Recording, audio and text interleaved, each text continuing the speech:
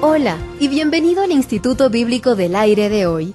Es un verdadero gozo tenerlo con nosotros estudiando la Palabra de Dios, las Sagradas Escrituras. Estos estudios nos llevarán por un recorrido de toda la Biblia, desde Génesis hasta Apocalipsis. Gracias por unirse a nosotros y ser un fiel estudiante de la Palabra, y no ser solo un oidor de la Palabra, sino alguien que la aplica. Ahora, unámonos a nuestro Maestro para otra lección interesante y práctica de la Biblia.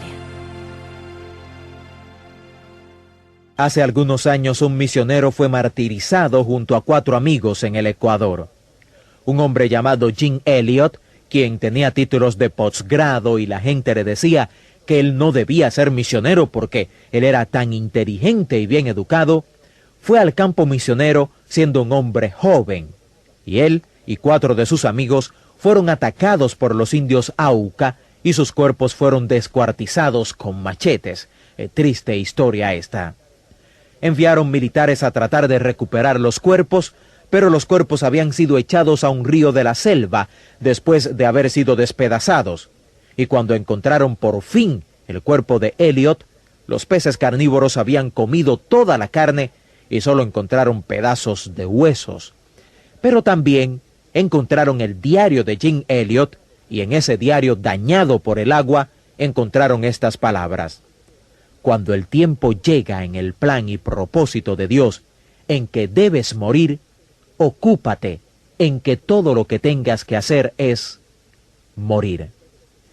¿Entiende usted lo que quiso decir Jim Elliot con eso? Estamos estudiando los 4 evangelios en estas lecciones y hemos visto que Jesús vivió la vida perfecta. Toda la vida de Jesús estuvo obsesionada con las obras que el Padre quería que él hiciera. Día a día él dijo: debo hacer las obras del que me envió, porque la noche viene cuando no se puede trabajar más.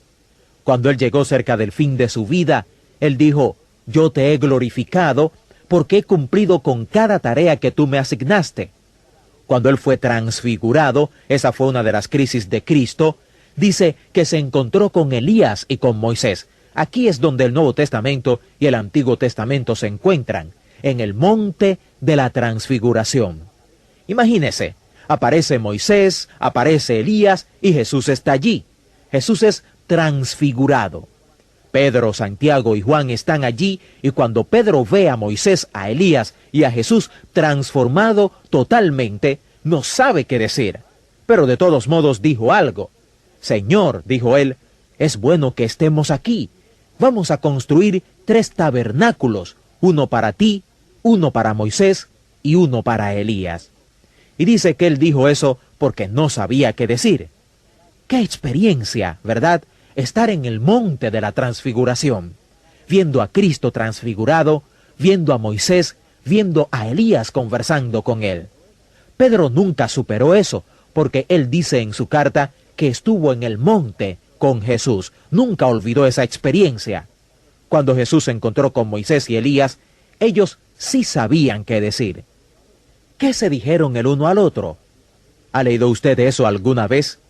Al leer los evangelios, note eso, es muy importante. Cuando Moisés y Elías hablan con Jesús, hablaron sobre su muerte y de lo que él iba a lograr en Jerusalén. Un buen consejo sobre la vida de Jesús, tal como está en los evangelios, es hacerse esta pregunta: ¿cuáles fueron esas obras que él hizo? Obviamente, el primer trabajo fue el que ocupa tanto espacio en los evangelios cuando él murió en la cruz, su muerte. Esa fue una gran obra, y esto es obvio por la cantidad de espacio que se le da en los evangelios. Esa fue una parte muy importante de su obra. Y cuando él dijo en la cruz: consumado es, Padre, en tus manos encomiendo mi espíritu, su obra estaba terminada. Según el Antiguo Testamento, y aquí es donde el Antiguo Testamento y el Nuevo Testamento se correlacionan, y se puede apreciar mejor el Nuevo Testamento si uno ya ha estudiado el Antiguo Testamento.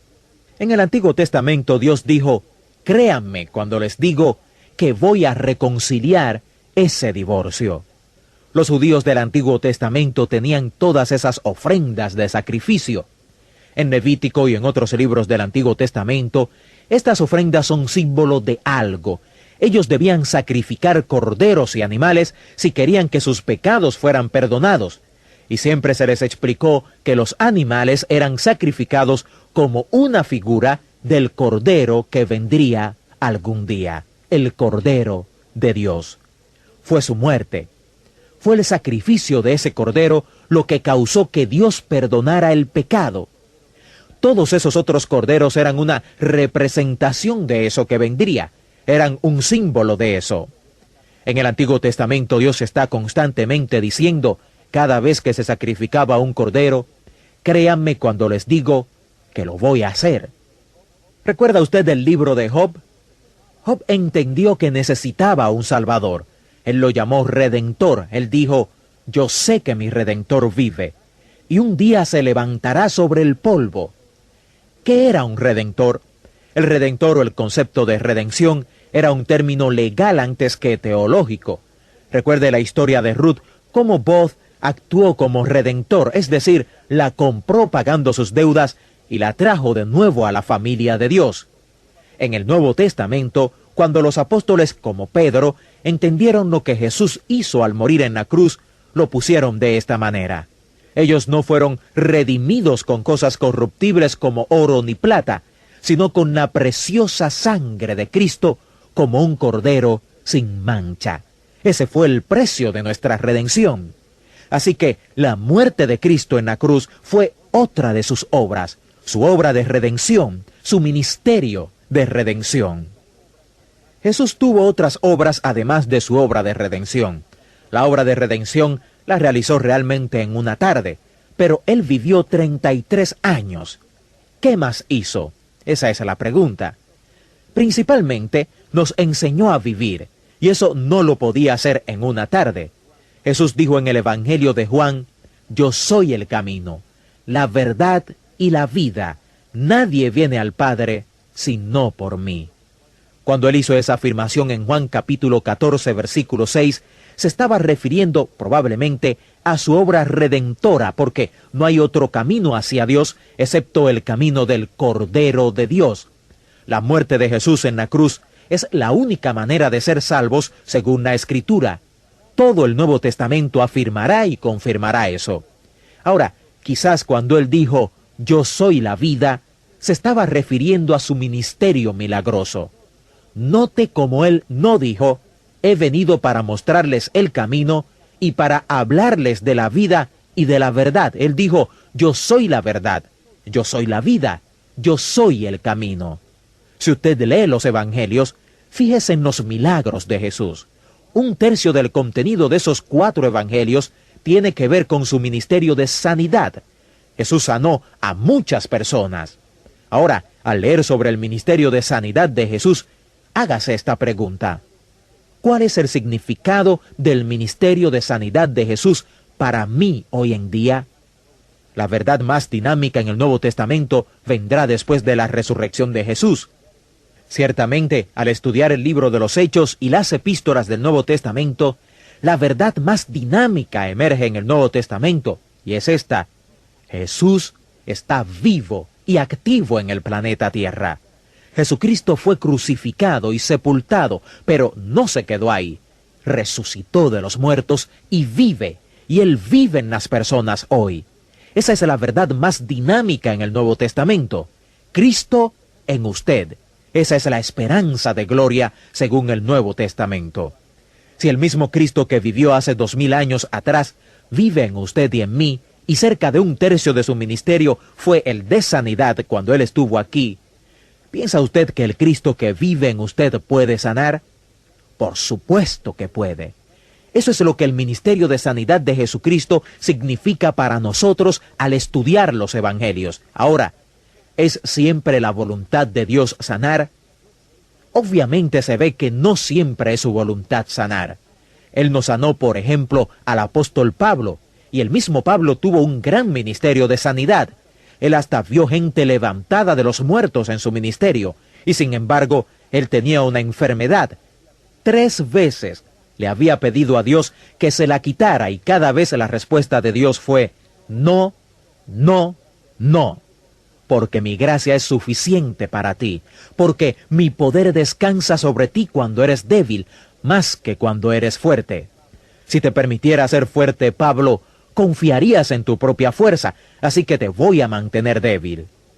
Cuando Pablo oyó eso, esto es interesante, él no dijo sencillamente, lo acepto.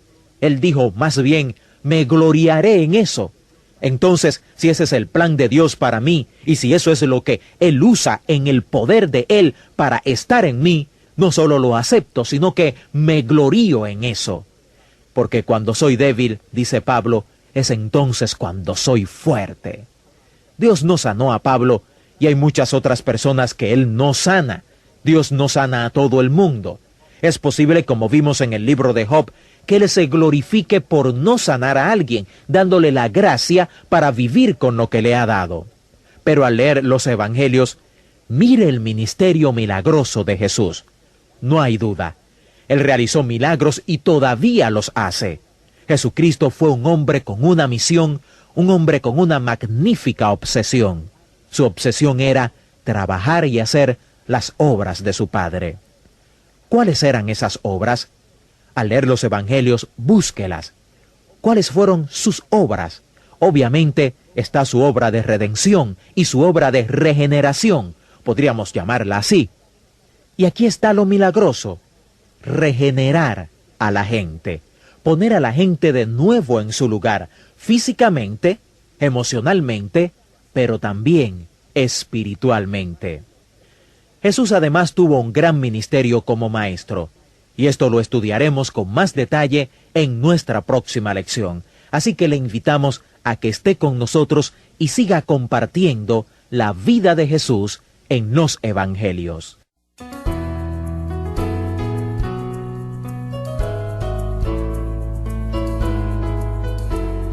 Gracias por unirse al Instituto Bíblico del Aire.